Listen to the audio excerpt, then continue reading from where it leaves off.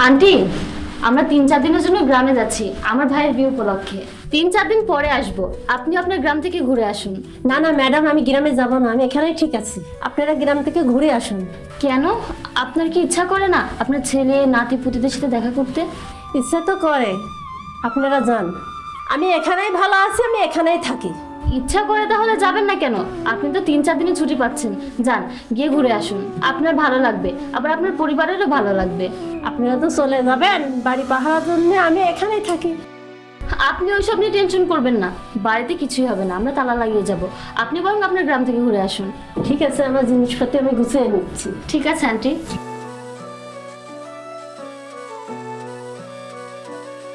ওহো জাহিদ, আমি না ভুল করে বাসায় টেবিলের উপর জুয়েলারি বক্সটা রেখে এসেছি। তুমি এখানে দাও, আমি এক্ষুনি গিয়ে নিয়ে আসি। আচ্ছা ঠিক আছে, তাড়াতাড়ি এসো।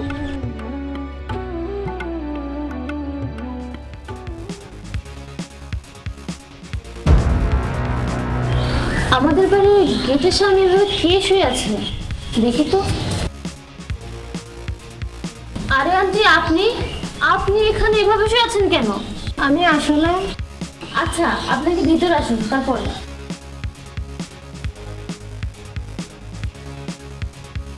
ও, অপু তো অনেক সময় লাগিয়ে দিল।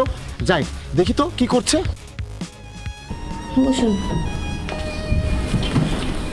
আচ্ছা আন্টি, আপনার তো গ্রামে যাওয়ার কথা ছিল, তাহলে আপনি গ্রামে না গিয়ে দরজার সামনে শুয়েছিলেন কেন? আসলে তো ইচ্ছে করে গ্রামে যেতে। কাদের কাছে যাব? আমার ছেলে, আমার ছেলের বউ বাড়ি থেকে ঘাড়ে ধাক্কা দিয়ে বের করে দিয়েছে, বলেছে আমার খরচ তারা চালাতে পারবে না। এখন আমি বুড়ো হয়ে গেছি, তাই না? তাই তাদের উপর আমি বোঝা হয়ে গেছি।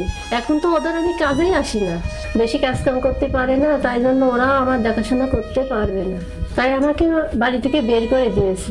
আমার ভাগ্য ভালো, তাই আপনাদের বাড়ি আমি কাজ পেয়েছি। আপনারা আমার ঠাঁই দিয়েছেন, খাবার দিচ্ছেন, কাপড় দিচ্ছেন, আদর যত্ন করছেন, এটাই আমার অনেক। আমি তো আপনাদের বাসায় সামান্য একটা কাজের বুয়া, তারপরও আপনারা আমাকে মায়ের মতন সম্মান করেন। সেই জন্যই ভাবছিলাম আমার যখন কোথাও যাওয়ার জায়গা নেই, তাহলে বাড়ির সামনে আমি বসে থাকি, তাহলে আপনার বাড়ির দেখাশোনাও হবে, আমারও থাকার জায়গা হবে। কি হয়েছে অপু? আর তুমি আন্টিকে কোথায় পেলে? আসলে আমি যখন জুয়েলারি নেওয়ার জন্য বাসায় আসি, তখন দেখি আন্টি সিঁড়ির উপরে শুয়ে আছে। তারপর আমি ওনাকে উঠিয়ে বাসায় নিয়ে আসি। আর উনি ওনার গ্রামে যাবেন না, কারণ ওনার ছেলে আর ছেলের বউ ওনাকে বাসা থেকে বের করে দিয়েছে। আর আমরা তো 4 দিনের জন্য গ্রামে যাচ্ছি, তার মানে তুমি বুঝতে পারছো উনি এখানে 4 দিন না খেয়ে না দিয়ে থাকতো। আর দেখো না জাহিদ, উনি এত কষ্ট একা সহ্য করছিল, আর আমাদের জানানোর প্রয়োজনও মনে করেনি। কি আন্টি, আপনার সাথে এত কিছু হয়ে গিয়েছে, আর আপনি তো আমাদের বাড়িতে অনেকদিন ধরে কাজ করেন, তাহলে আপনি আমাদেরকে কোনো কিছু বলার প্রয়োজন মনে করেননি কেন? কখনো গ্রামের বাড়িতেও যাননি, তো আমাদের সাথে একবারের জন্য আপনি এগুলো শেয়ার করেননি কেন? আমি তো ভাবতাম যে আপনি সুযোগ পান না তাই গ্রামে যান না, কিন্তু আজকে জানতে পারলাম যে আপনি কেন গ্রামে যান না। আমার তো ওদের মতো সন্তানদের জন্য লজ্জা হয় যে যারা মা বাবার সাথে এরকম আচরণ করতে পারে। আর আন্টি, আপনার উপরে কিন্তু আমার একটা অভিযোগ আছে। আপনি এতদিন ধরে আমাদের বাড়িতে কাজ করেন, আমরা তো আপনাকে কখনো পর ভাবিনি, নিজেদের আপন মনে করি।